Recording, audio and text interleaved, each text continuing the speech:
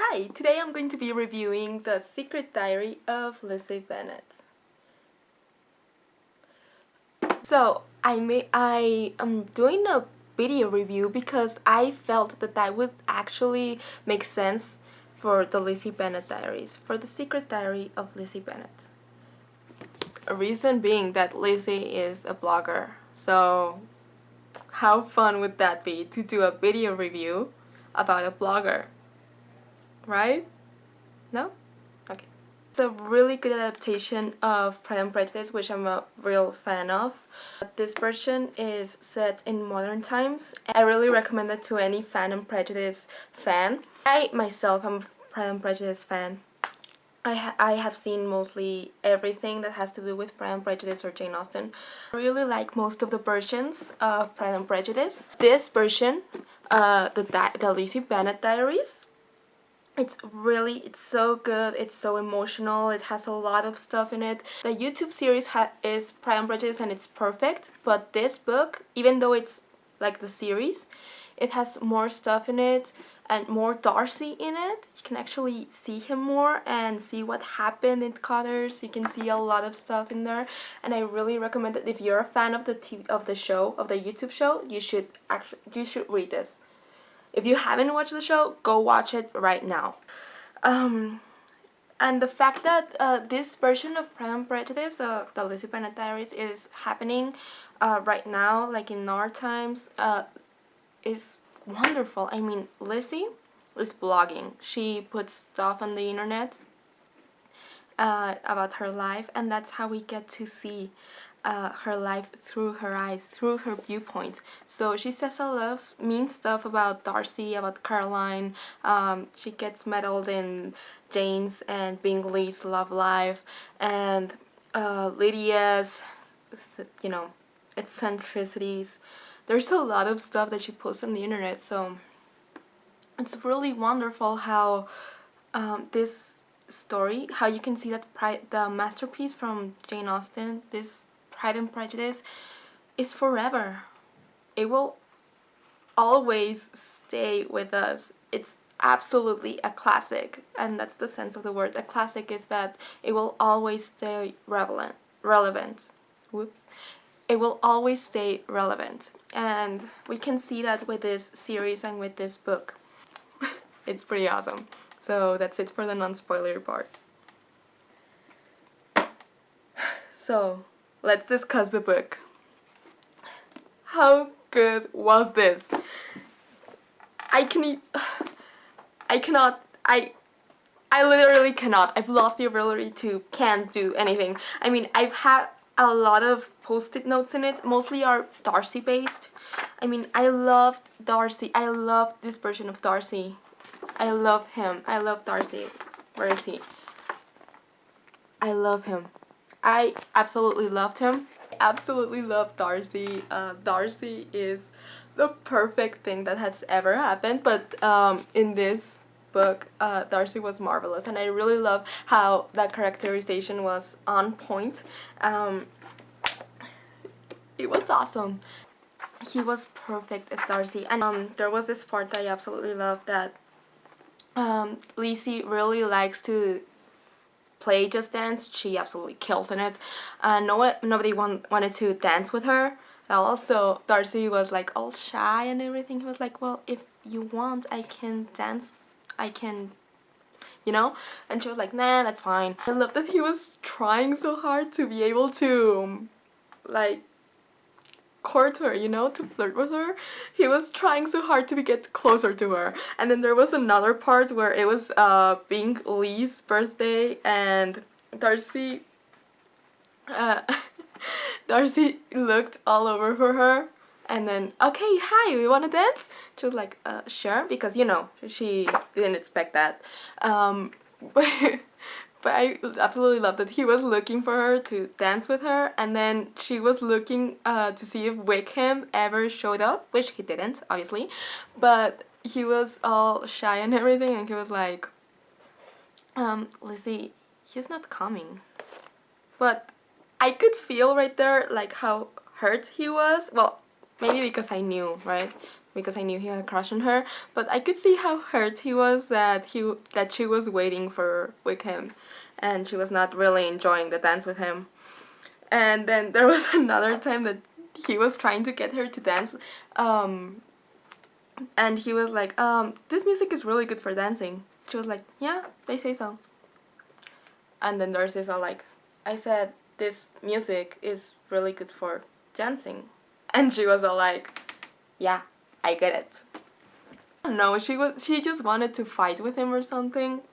And she was telling him, what did she say? Either you want me to admit that I enjoy this music so you can make fun of me for liking it and liking dancing, or you want to see if you can get me to reject something I like so as to not raise your ire. And he said, that was not my intention. Because, you know, he wanted to dance with her. She said, oh, come on, I know you're only saying this so you can make fun of my tastes. I'd rather not give you the pleasure, so go ahead and hate me anyway, if you dare. And then Darcy said, I wouldn't dare hate you. I wouldn't dare hate you. Of course he would never hate her because he loves her so freaking much. That was so heartwarming, or I don't know. I absolutely love him, but he's so shy. He's so freaking shy, and it's wonderful, and I don't know. And Wickham. Stupid Wickham. I mean, he stood Lizzie up. I mean, if you have read Pride and Prejudice, you know that he didn't go to the dance, but he stood Lizzie up. And then Darcy was trying to comfort Lizzie. He was like, don't worry, everything's going to be fine. Well, he didn't actually say that, but you know, he was dancing with her, and he was like, oh, he's not coming, you know, stuff. And then when Elizabeth has to go to shadow Darcy's company, which is, you know, this book's version of when Elizabeth goes visit Pemberley. This is Darcy's company is called Pemberley Digital. I just loved that, and I just loved how Darcy declared his love for her, and how when she was shadowing Pemberley Digital, he just received her with a lot of, you know, well, not joy. He was still embarrassed about being, you know, declined, but that he still took the time to take her around San Francisco, and, you know, they hang out with each other. And then before Lydia's incident, he tried to ask her out to a play. He was like, you know, do you want to go to a play with me and Gigi? And Gigi would not be there. And then when they were visiting San Francisco, and Darcy carried Lizzie's bags and everything, that was awesome also.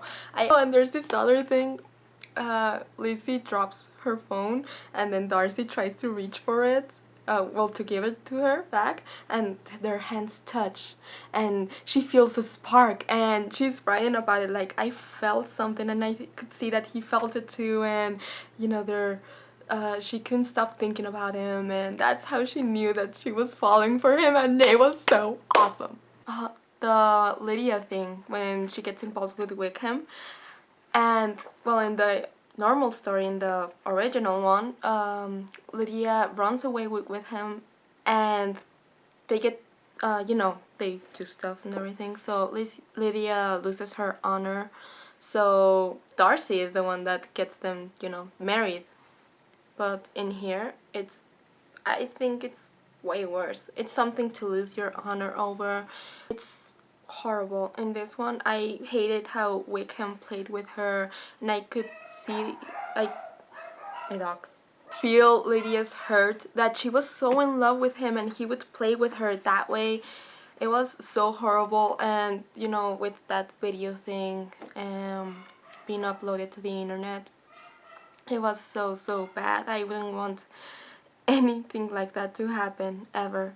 But, you know, there are mean people like that. There are many Wickhams in the world that just want money, and they just try to take advantage of anything, or anyone that will let themselves be taken advantage. And I love how in this version we don't see Lydia as well, she is boy crazed and she is really,